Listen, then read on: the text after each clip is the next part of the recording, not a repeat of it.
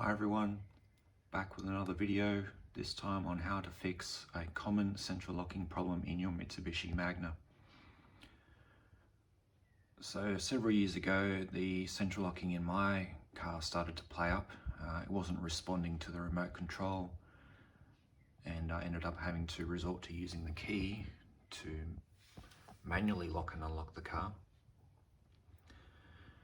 And I was reading at the time about what could be causing the problem, and there was talk of the body computer and having to replace the entire central locking system, so all the actuators, all the wiring. But it got me thinking, well, if I can lock the car and unlock the car with the key, manually driving the actuator, and the car stays locked and unlocked, then perhaps it's simply the factory actuator is failing, and it turned out to be the case. So what I did several years ago was purchase an aftermarket actuator, and I'll get to a moment as to why I've kind of got the door trim off again. But I recently bought another pair, about $15 on eBay.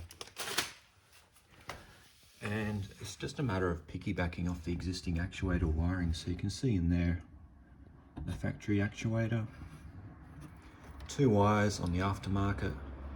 Blue connects to blue with a black stripe, green connects to blue with a red stripe. Very simple. The aftermarket comes with a bracket rod which connects to the top rod on the car, not the bottom. The bottom is the lever, the top is to lock, unlock. Try to align that as best you can so as not to cause stress on the gun, because it needs to kind of move in as much of the same direction or alignment as possible. And you can see there how I've connected it in, so it actually works quite well. So I'll jump into the car and just give you a quick demo.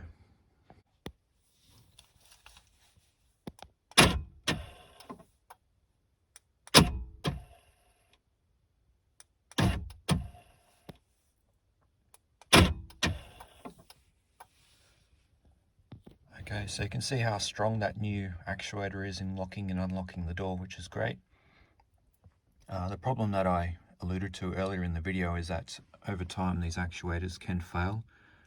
This is the third one now that I've installed into the driver's door. And they basically start to play up, locking, unlocking the door constantly, so you can't really walk away unless you lock it with the key. But they're a cheap part, easy to replace once you've kind of got the brackets and everything set up the first time. The passenger side, many years ago when I first installed the aftermarket actuator, I installed one into the passenger side door just in case the factory actuator decided to fail on me. And when I replaced the driver's door for the second time, I threw a new one into the passenger door, but that one's been fine ever since. And the 2 rear doors are still on the factory actuators, no problems there, so it just seems to be confined to the driver's door.